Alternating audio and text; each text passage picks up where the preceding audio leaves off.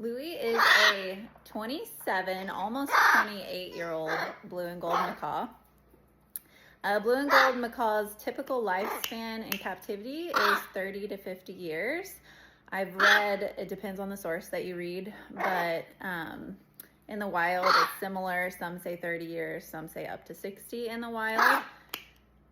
30 to 50 is typical for captivity. It definitely depends on genetics, diet, stress. As you can tell, Louis has had a pretty rough life.